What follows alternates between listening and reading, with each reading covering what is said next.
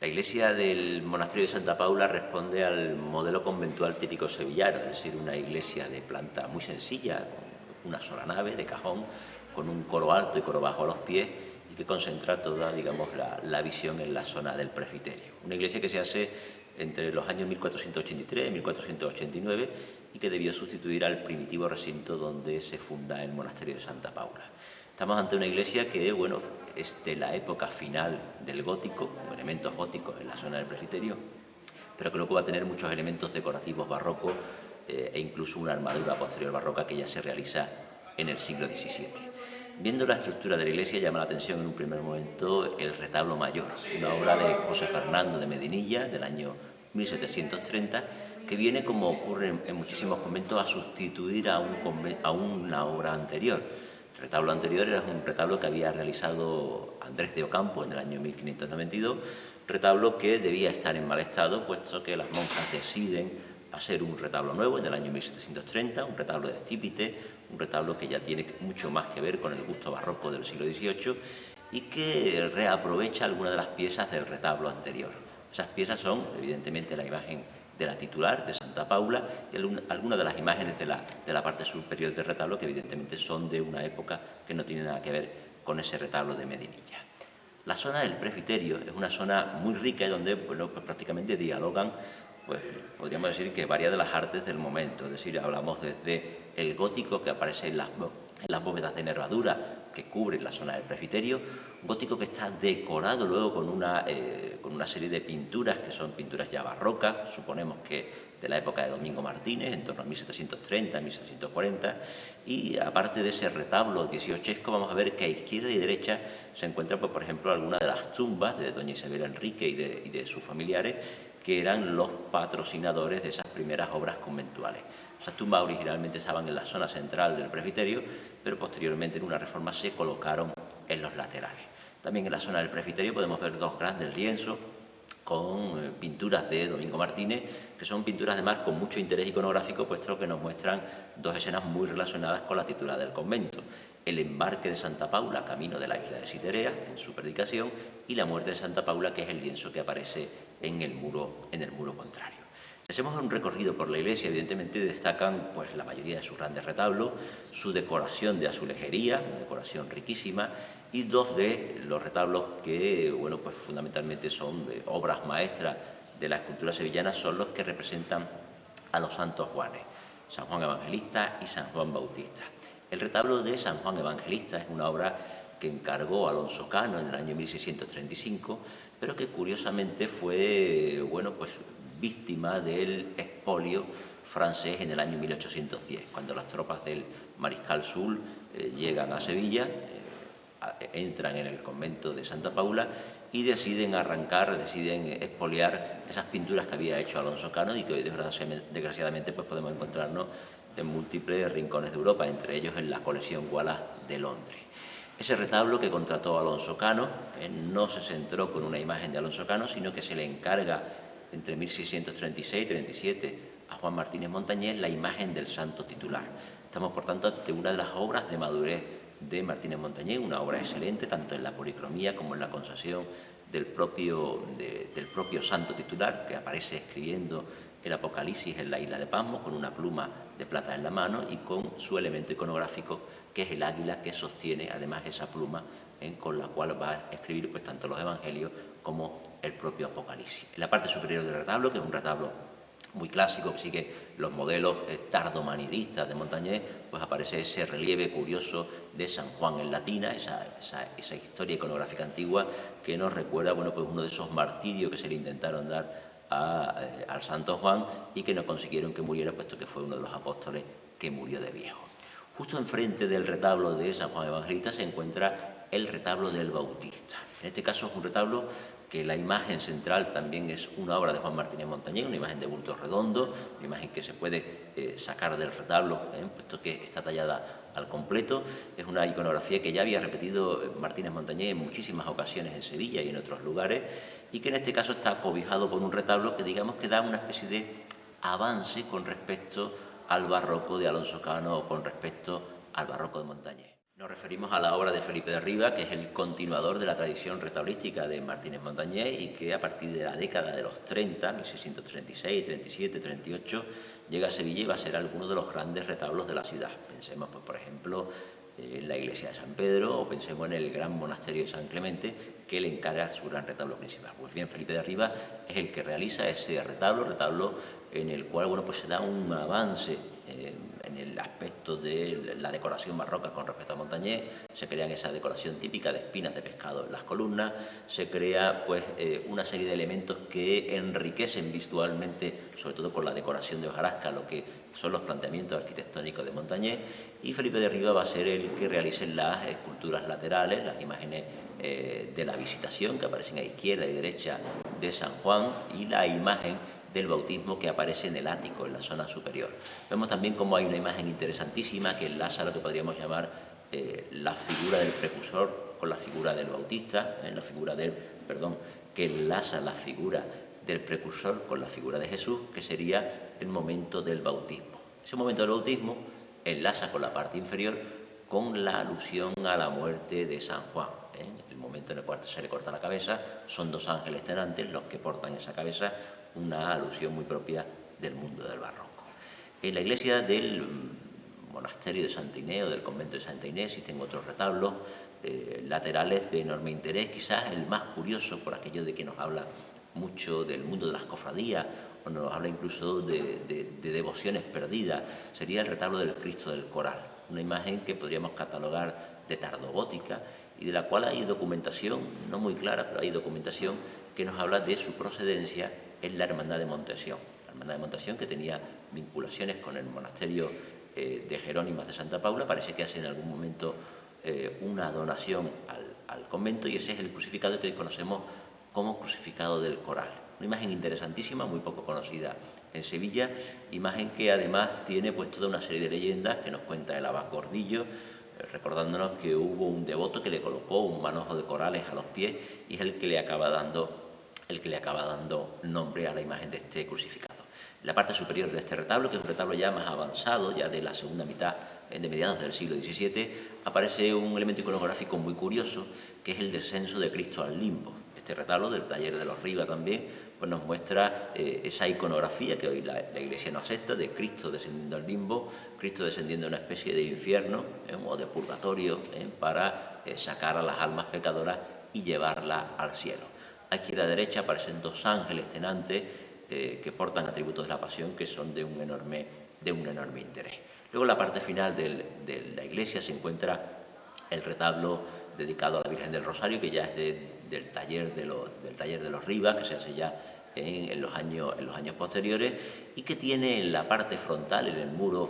muro que se encuentra en la pared de enfrente, una muestra iconográfica interesantísima del siglo XVI. Nos estamos refiriendo a la figura de San Cristóbal, el San Cristobalón, una imagen que no tenemos documentada, pero que entra dentro de esa estética que creó en Sevilla el gran San Cristóbal de Mateo Pérez de Alessio para la Catedral de Sevilla. San Cristóbal era ese santo que hoy la Iglesia, pues curiosamente, tampoco reconoce, porque era una leyenda de aquel personaje grande, gigante, que se ofrecía a atravesar a la gente al río, y San Cristóbal en esta pintura mural que además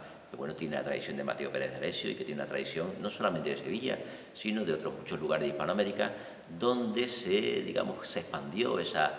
teoría, esa casi superstición de que aquel que veía a San Cristóbal a lo largo del día, en ese día no encontraría la muerte, con lo cual era muy frecuente que se colocaran en la puerta de las iglesias, como está en este caso en el monasterio de Santa Paula, y se hiciera una especie de pintura mural gigantesca, de forma que no había que asistir a misa, sino que simplemente se acercaba uno a la puerta, miraba la pintura de San Cristóbal y pues ya esa compañía llegaba a lo largo del día. Muy interesante de la iglesia, aunque puedan ser en muchas ocasiones catalogadas como artes menores, son la azulejería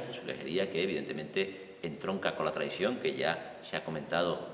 en la portada principal y que en este caso es una azulejería del siglo XVII, azulejería que por ejemplo en el acceso a las dos puertas que nos permiten entrar en el coro bajo imita una arquitectura, además con motivos de tipo eucarístico, y que luego en los paños. La historia del convento de Santa Paula comienza en 1473, cuando una dama, doña Ana de Santillán, en viuda y siguiendo una costumbre muy propia de la España de fines del siglo XV, decide recluirse en un monasterio.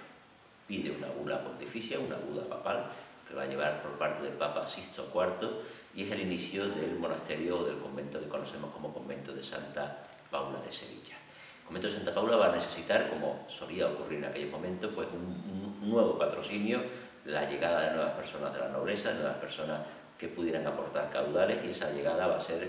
la figura de doña Isabel Salcedo. Va a ser el patrocinio que llegue para doña Ana de Santillán, va a ser la aportación económica que a partir de 1483 permita que se vayan realizando las primeras obras y que en torno a 1489-1490 ya podamos tener pues, prácticamente las trazas de la primitiva iglesia. Estamos ante un convento con una larguísima historia, con una larguísima acumulación de elementos de tipo patrimonial, puestos que se van haciendo añadidos, se van haciendo nuevas construcciones, se van haciendo nuevos patios, nuevos claustros, de forma que hay un claustro principal del siglo XVII y una serie de claustros o dependencias añadidas posteriores, porque el convento bueno, pues siempre tuvo una cierta buena estabilidad económica que permitió que eso se notara evidentemente en sus elementos patrimoniales. No solamente las rentas del lugar, es decir, no solamente las huertas que hay en torno al propio convento, sino una serie de posesiones que la orden jerónima tenía en otros lugares, permitieron que la riqueza del convento se mantuviera a lo largo del siglo XVII, del siglo XVIII, que no fuera un convento desamortizado, porque tenía una buena vida espiritual, es decir, tenía más monjas de las que permitían las leyes que hicieron que se desamortizaran o que se expropiaran edificios. Sí tuvo algunos sufrimientos a lo largo de la historia, especialmente en el siglo XIX, pues recordemos, por ejemplo, que el expolio francés hizo que perdieran algunas de las obras de Alonso Cano o algunas de las obras de plata que atesoraba el convento. También perdió algunas piezas en la Revolución de 1868. Conocemos, por ejemplo, que en uno de esos levantamientos, de esas algaradas que hay en la ciudad, apedrean una de los azulejos que había en la portada de acceso al edificio, portada que se pierde, donde estaba bueno, pues unos azulejos que representaban a la titular, a Santa Paula, y que fueron sustituidos por otros posteriores que son los que se conservan en la actualidad. En la historia del arte sevillano, bueno, pues el convento de Santa Paula podríamos decir que es una especie de símbolo en muchísimos aspectos, puesto que va contándonos un poco la propia historia del arte sevillano. La propia portada del edificio es una portada que, digamos, que aglutina muchos de esos elementos, es decir, ahí aparece el gótico, ahí aparece el mudéjar y ahí aparece el renacimiento. De forma que en torno a 1500 podríamos decir que, digamos, se comienza el Renacimiento en Sevilla por esos tondos que vienen del Renacimiento florentino, por esas obras de Pedro Millán y por esas obras sobre todo de Francisco Niculoso Pisano, que es el que trae ese azulejo renacentista, ese azulejo plano pisano, que va a ser un modelo que se va a seguir copiando pues, prácticamente durante todo el siglo en la ciudad de Sevilla. Tuvo una enorme suerte el convento de Santa Paula con la llegada de Sor Cristina de Arteaga ya en el siglo XX. Entre otras cosas porque dinamizó la vida espiritual del convento, porque, digamos, puso en valor todo aquello que el convento tenía patrimonialmente y porque, aparte de sus aportaciones espirituales, en sus escritos, en sus libros, en su relación con el mundo universitario, pues Sor Cristina de Arteaga tuvo la feliz idea de convertir buena parte de algunas de esas estancias del convento de Santa Paula en un museo visitable. Un museo que además debería ser pues, una especie de ejemplo para la mayoría de los conventos de la ciudad, porque permite que se mantenga la vida monacal y permite al mismo tiempo que se pueda visitar de forma turística o de forma para los conocedores del arte. Esas estancias pues, nos permiten ver pues, prácticamente un recorrido por todo el patrimonio conventual, patrimonio que ha sido muy rico no solamente por las propias creaciones de las jerónimas, los propios encargos de las monjas jerónimas, sino por múltiples donaciones que han ido llegando a través de dotes de monjas, a través de donaciones particulares o a través de otras formas que hacen que el patrimonio de Santa Paula pues, sea realmente rico. ¿Qué nos encontramos en estas salas? Salas que bueno, tienen una particularidad hermosísima y el hecho de que, por ejemplo, la armadura de madera que las cubre sea la armadura original de Diego López de Arena, que se realiza en el primer tercio del siglo XVII y que llegan prácticamente hasta nuestros días conservadas de una forma intacta. Bueno, pues en esta dependencia nos vamos a encontrar múltiples obras, desde obras del barroco, a mi espalda, por ejemplo, tengo el cuadro de la adoración de los pastores, que se atribuye a Juan II, que sigue un modelo clarísimo de José de Rivera, que tiene modelos incluso en España. Bueno, hay otro modelo, que, por ejemplo, en la Academia de Bellas Artes de San Fernando, de Madrid, o incluso hay una copia que sigue exactamente la misma estampa en la sede del Consejo de Cofradía, en la iglesia de San Gregorio, o numerosas piezas que conforman el patrimonio típico de los conventos. Numerosos niños Jesús, numerosas piezas de pequeños cultos cotidianos, piezas que pueden ir desde un San Miguel Arcángel, de Eugenio Cajé, piezas de la Escuela Granadina, piezas atribuidas a Luis de Morales, piezas donde aparecen, bueno, desde navetas de plata con recuerdos mexicanos hasta pequeñas esculturas donde se puede ver la obra lejana de Pedro Millán, figuras de la Inmaculada, quizás algún boceto de lo que fueron los retablos de la iglesia, que en algún momento, bueno, pues se anticiparon en una pequeña pieza de barro. Podemos encontrarnos, pues, cobres que vienen del mundo barroco y en los cuales, pues, se pintan o se hacen iconografía que luego se van a trasladar a los grandes lienzos. Nos vamos a encontrar un magnífico nacimiento de tamaño monumental que está montado durante todo el año, en el cual se cuenta prácticamente toda la historia de la eternidad, ¿no? Desde Adán y Eva hasta la glorificación del niño Jesús, un nacimiento que está firmado por Francisco de Santiago con piezas de finales del siglo XVIII y que nos habla de esa tradición belenística que había en la ciudad tardo-barroca, en la ciudad de Sevilla, a finales del siglo XVIII. Nos podemos encontrar obras, pues, de Rivera, nos podemos encontrar obras de Herrera, nos podemos encontrar obras de Domingo Martínez,